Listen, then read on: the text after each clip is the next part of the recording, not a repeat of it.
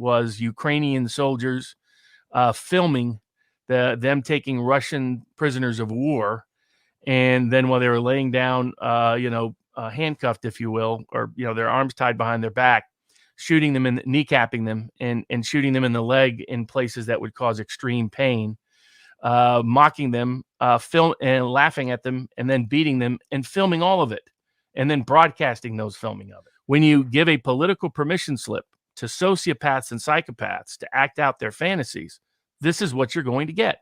And it's what the West demanded Ukraine do. And now we're seeing it's not a shock at all. They've been videotaping these kind of. They would, shoot a Russian soldier might be killed. They would try to find the Russian soldier's family and call them live and show them that their dead son. I mean, things like this. These are people who are just. It's like we put the Klan in charge of parts of the FBI and in parts of the U.S. military. What do you think that would look like? That's what Ukraine is. And the people who are I stand with Ukraine and clapping like seals for this regime should second guess the logic of doing so. Is this is one of the more horrific videotaped war crimes by an army unit since the Nazis. But to film them being tortured, and of course this follows on after the Ukrainian health official who's in charge of medical care told the whole Ukrainian audience through television that he had instructed his doctors to castrate Russian prisoners of war. And he tried to walk that back 2 days later. Zelensky came out and said, all of our Ukrainian soldiers need to remember the Geneva Convention. But then his own military came out and denied that. What you have is not clear if Zelensky's actually in control. It's not even clear if he's even in Kiev. He's acting like a spokesperson with a Western script, but not functionally in control. In 2019, when Zelensky actually made moves towards trying to resolve Donbass, he was directly threatened by the Azov Battalion, which had been put in institutional positions of power at the demand of the West, of the Victoria Nulands of the world in 2014. They were brought in to help do the Maidan coup, to create street theater violence. Then these were gangs at the time. Then they were incorporated into not only the Ukrainian National Guard and then placed in these cities. They were used to put down protest very violently across all of Russia.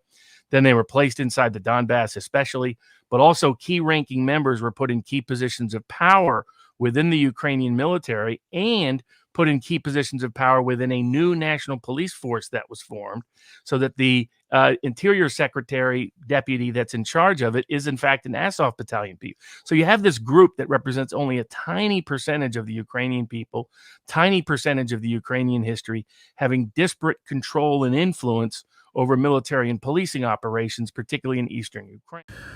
Well, it looks like we have an array of very horrendous war crimes by the Ukrainian military, the Nazi Azov Battalion, which is not a surprise to people who have been made aware of the history of that region, especially over the last 8 years.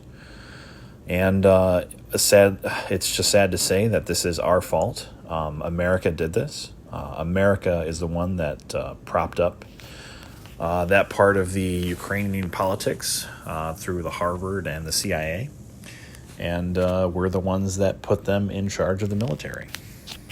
Now, one could argue that our CIA did it because our CIA is just like them. They're a bunch of fascist Nazis. That's what they've been for the last 100 years. But I have to ask for anyone that's doing the whole standing with Ukraine thing if it's still worth it. Let's say you're anti-Putin, you want Russia to fall, etc. There's a lot of problems with that premise in terms of whether you can ever create it. But getting into bed with neo-Nazis is a bad idea. It's not going to help you achieve it or accomplish it. We should have learned this. I mean, how many times? Al-Qaeda, Mujahideen, ISIS. We have gone into bed with a bunch of dangerous, terrifying people, actual Nazis after the end of World War II, and it has backfired on us over and over and over, and yet we did it again. And if the West doesn't overtly condemn this, it's going to put us even more into the ledger of infamy. You had Indian, these videos of what took place is going viral not only through Russia but China and India and throughout the world. There's a reason why 85% of the world has refused to go along with sanctions on Russia. All of the Asian continent, all of the African continent, all the Latin American continent, all of them have refused, despite massive pressure from the U.S., which should be a red flag to people. Well, if this war is this good, evil, easy divide, why is it nobody else can seem to see it outside of NATO and its allies? How is that? They've all been tricked by Russian propaganda, even in Colombia, even in Brazil, even in Ethiopia, even in Egypt, even in every part of the Mideast, every part of the sub-Saharan Africa, every part of Central America. How is that? Or maybe they see things that we're not willing to see, and our media is not willing to show us. So the Nazi-style torture of prisoners of war is not actually the only crime that the Ukrainians are committing. The Nazi Azov Battalion is also targeting civilians. I mean, the other things is what the other evidence of war crimes that's coming out from when they reconquer regions in Mariupol and other locations in the Donbass. Not only are refugees telling horrifying stories of being used as civilian shields, being shot if they tried to leave. One person was on Greek TV live from Mariupol explaining why he won't leave. He says, if I leave, they're going to shoot me in the back. They've made it clear. And he's not talking about the Russians. He's talking about the Azov battalions. They found a woman, Patrick Lancaster, who's been there for 8 years, an American reporter, has been documenting everything that's been happening in the Donbass. They found a woman in the bottom of a basement who'd clearly been tortured, and then they put a Nazi swastika on her just as to signal. And this is an important thing for a lot of people to understand. For Russians, and to some degree for some of these neo-Nazis in Ukraine, they see Nazism as anti-Russian, not predominantly anti-Jewish, as predominantly anti-Russian. The Great War is still critically important to the psychology of the Russian population, particularly over a certain age. And so it's not, and to be honest, that's what a lot of these neo-Nazis, they focus. The ADL put it out bluntly. I mean, just shockingly. The ADL comes out and says, we don't have a problem with these neo-Nazis because they're not targeting Jews. They're targeting Russians instead. The ADL has made a mockery of itself. And Zelensky made it worse when at the very beginning of this conflict, he armed all the gangs and criminals in Ukraine. And then he went actually into the prisons, found some of the most hardened, violent criminals, released them and armed them. What do you think they're going to do?